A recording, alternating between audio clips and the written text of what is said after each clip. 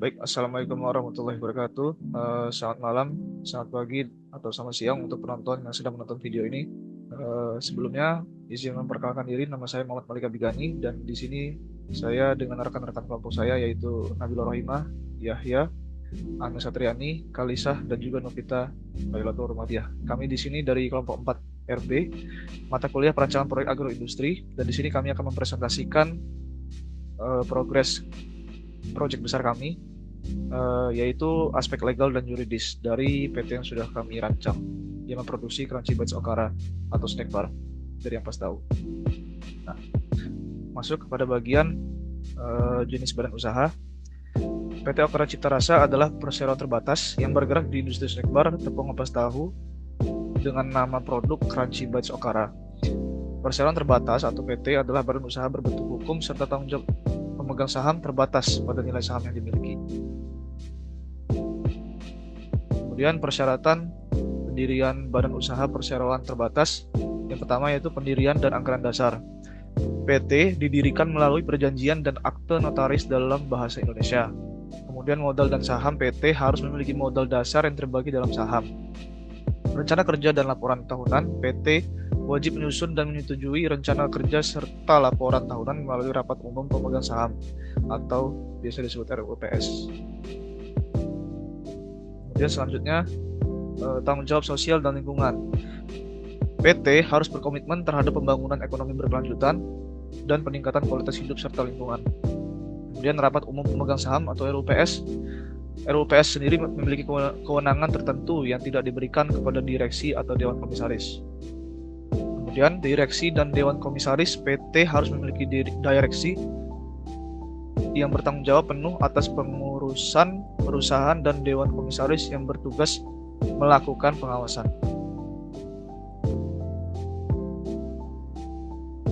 Baik, dalam pendirian suatu industri atau suatu perusahaan, di sini perlu diurusnya perizinan dan juga pajak. Perizinan yang perlu diurus oleh PT Okara Cipta Rasa, yang pertama adanya izin lokasi. Jadi izin lokasi ini dilakukan oleh suatu perusahaan atau individu yang berniat untuk mendirikan suatu perusahaan atau industri di suatu lokasi tertentu. Yang bertujuan untuk apa? Untuk memastikan lokasi sesuai dengan peraturan tata ruang wilayah dan juga lingkungan.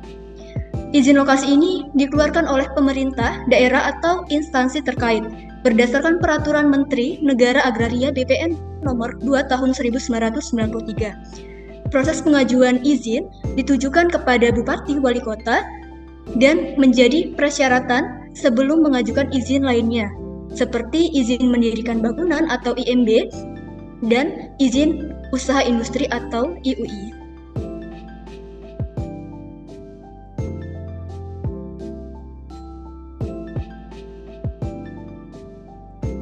Kemudian ada pengurusan izin mandiri bangunan atau IMB, yaitu izin yang diperlukan untuk kegiatan pembangunan serta bertujuan untuk memberikan kepastian hukum terhadap status bangunan.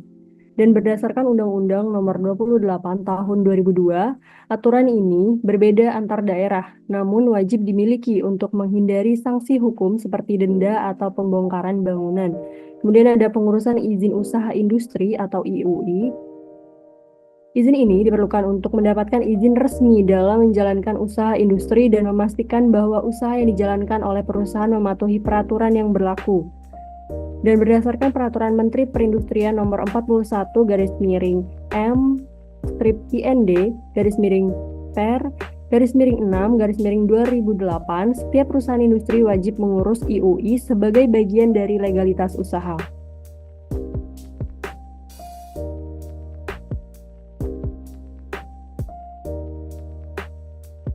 Selanjutnya itu ada pajak penghasilan badan atau PPh badan. PPh badan merupakan pajak yang dikenakan kepada badan usaha atau perusahaan atas penghasilan yang diperoleh dalam 1 tahun pajak. PT Okara Cipta Rasa wajib membayar PPh badan berdasarkan laba bersih dari perusahaan. Tarif PPh badan bervariasi tergantung pada kondisi keuangan perusahaan dan ketentuan perpajakan yang berlaku.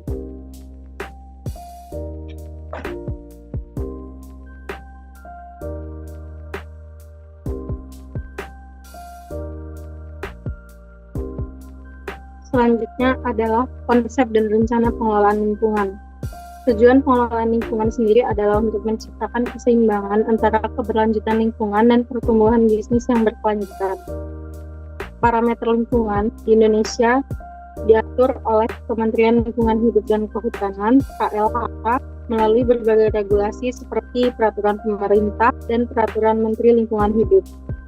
Parameter utama dari lingkungan sendiri antara lain ada kualitas air yang mencakup BOD, pH 6-9, BOD, COD, TSS, Hg, dan pH. Ini diatur oleh PP nomor 22 tahun 2021. Selanjutnya ada kualitas udara yang diatur oleh Permen LHK nomor P15/2019 dengan parameter mencakup PM10, PM2, 5, SO2, NOx, CO, dan VOC. Selanjutnya adalah kebisingan dengan batas maksimal 55 dBA itu untuk perumahan dan 70 dBA untuk industri sesuai dengan keputusan Menteri LH nomor 48/1966. Selanjutnya ada getaran yang diatur dalam keputusan Menteri LH nomor 49/1996 itu sesuai dengan frekuensi. Selanjutnya ada limbah cair yang mengacu pada peraturan Menteri LHK nomor P16/2019 dengan parameternya mencakup pH, BOD, COD, nitrogen total. Selanjutnya ada limbah B3 yang diatur oleh PP nomor 101/2014 dan PP nomor 22/2021. Selanjutnya ada kualitas tanah, yaitu standar aman dari kontaminasi sesuai dengan peraturan Menteri LH nomor 150/2004. Izin lingkungannya mencakup AMDAL, UKL, UPL, dan SPPL.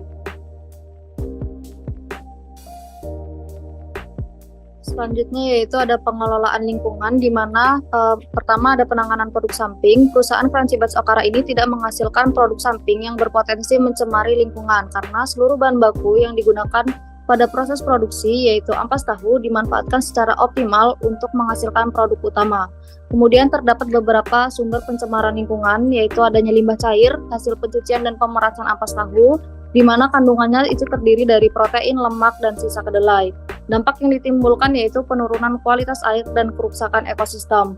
Penanganan limbah yang dilakukan di mana sumbernya yaitu ada limbah pencucian dan pemerasan ampas tahu. Solusinya yaitu dengan mengimplementasikan IPAL dengan metode filtrasi, koagulasi, flokulasi, dan bioremediasi. Hasilnya yaitu limbah aman dibuang atau dimanfaatkan kembali untuk irigasi pencucian. Manfaat yang didapatkan dari penanganan limbah ini yaitu melindungi lingkungan dan mendukung keberlanjutan perusahaan. Oke, baik. Mungkin sekian progres dari kelompok kami. Kurang lebihnya mohon maaf. Jikalau ada pertanyaan dari penonton, silahkan ditanyakan di kolom komentar yang sudah kami sediakan. Mungkin sekian, saya tutup. Wassalamualaikum warahmatullahi wabarakatuh. Selamat malam, selamat siang, dan selamat pagi kepada penonton. Terima kasih sudah menonton video ini.